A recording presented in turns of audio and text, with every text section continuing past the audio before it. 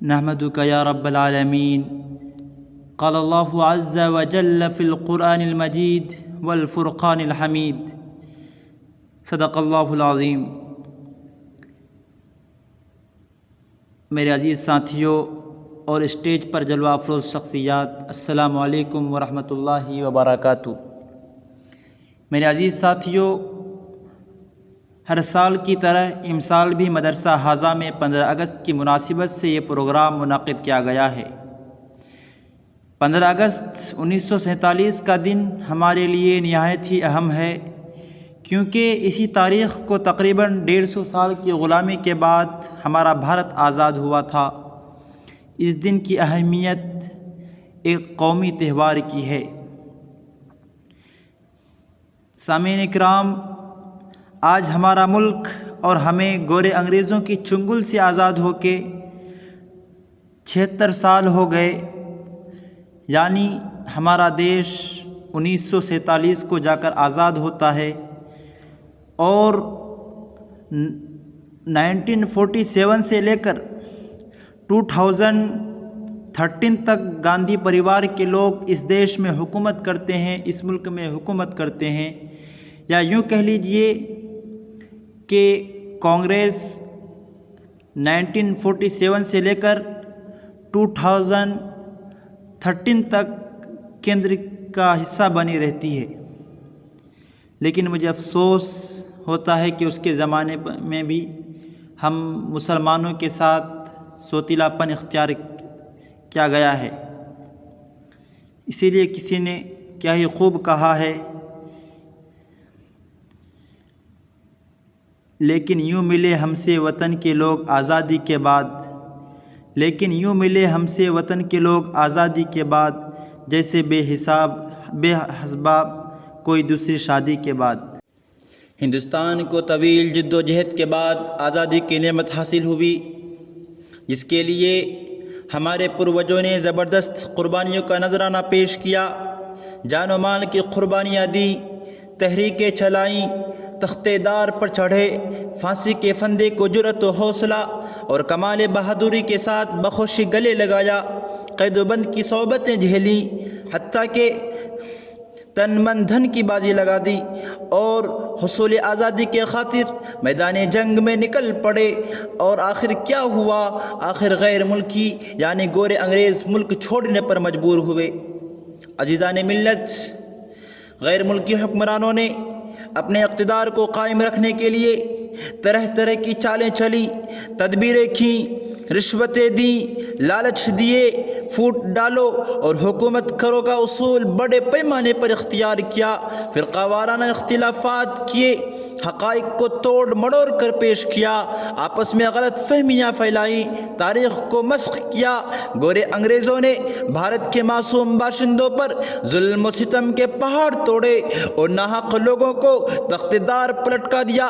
بھارت واسیوں پر ناحق گولیاں چلائی گئیں، مگر ان کے ظلم و ستم کو روکنے اور طوق غلامی کو گردن سے نکالنے کے لیے بہادر مجاہدین آزادی نے ان کا مقابلہ کیا اور اس دیش کو آزاد کر کے ہی اطمینان کا سانس لیا۔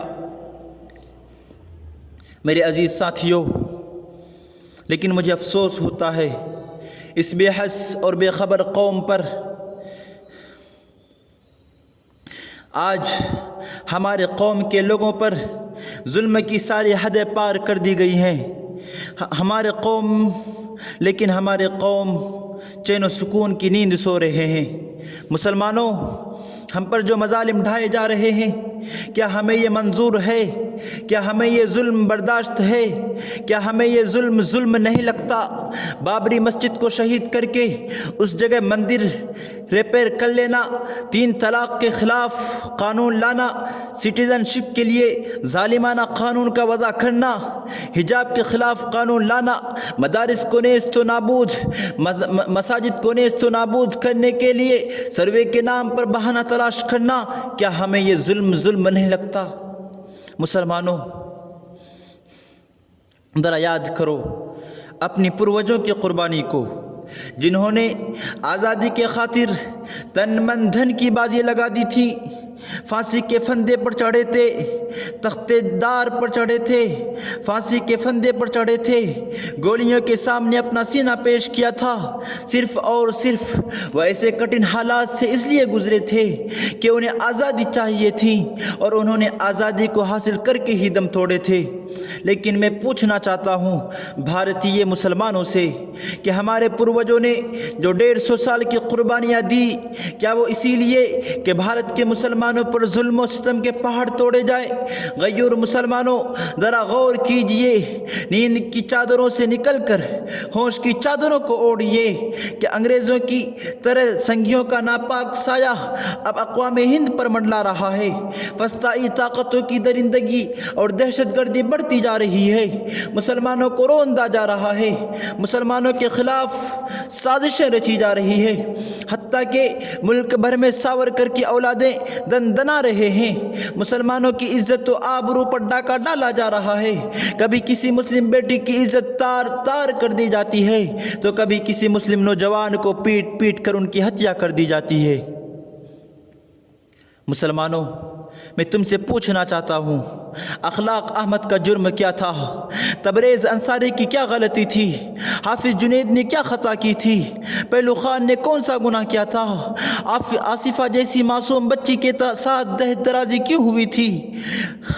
اور حد تو یہ ہے کہ بیفور 1 ایئر یوم آزادی کے جشن کے موقع پر ان درندوں اور مجرموں کو کیوں رہا کیا گیا جنہوں نے 2002 میں گجرات کے اندر ایک ہی فیملی کے 14 ممبرز کو موت کی نیند سلا دیا تھا، زنا بالجبر کر کے لعنت کے مستحق ہوئے تھے، جرم بھی ثابت ہوا تھا، کیفر کردار تک بھی پہنچائے گئے تھے، مگر آج وہ سب کے سب ظالم درندہ صفت لوگ دوسروں کی عزت و ناموس کو مٹا کر، دوسروں کا گھر اجاڑ کر خوشیاں منا رہا ہے اور آزاد ہے، اور ان ریپسٹوں کے رشتہ داروں کو اسمبلی کی ٹکٹ بھی دی جاتی ہے۔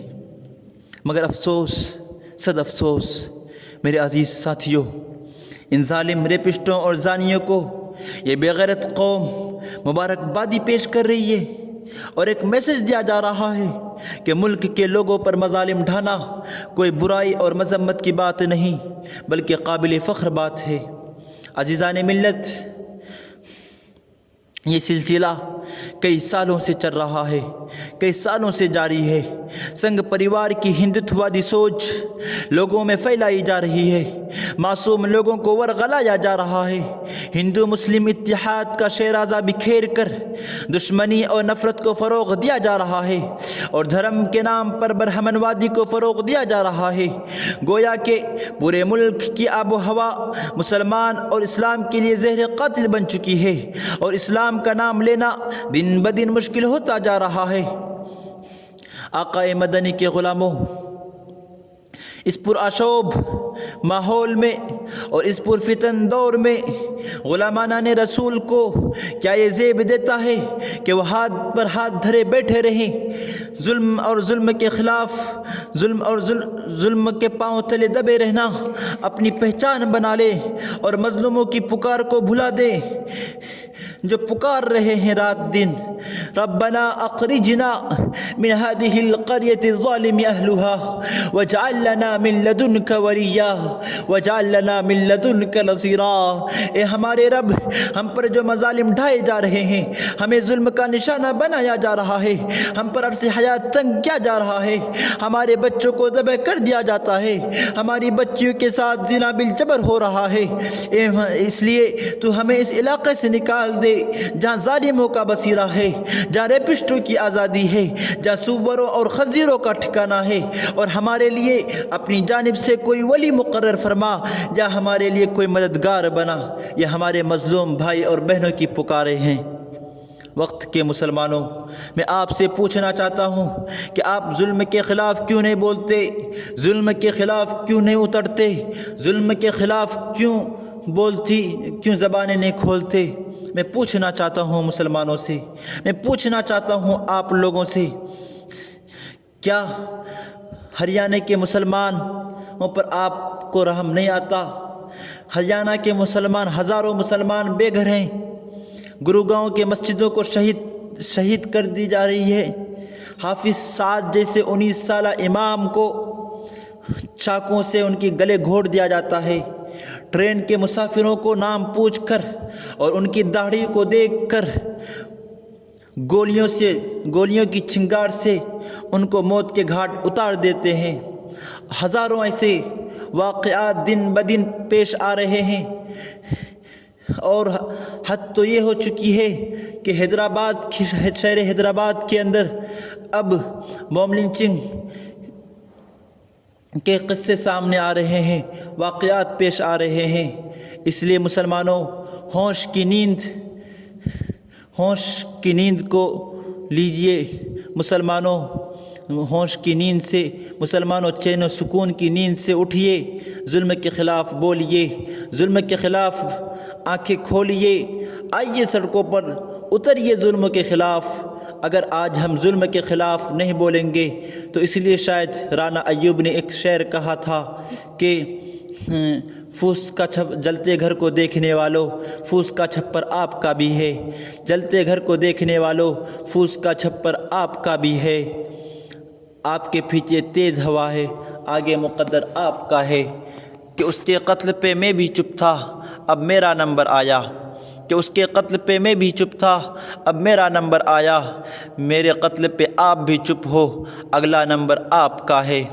میں اسی باتوں پر اپنی تقریر کو ختم کرتا ہوں۔ وآخر دعوانا ان الحمد للہ رب العالمین۔ سارے جہاں سے اچھا ہندوستان ہمارا۔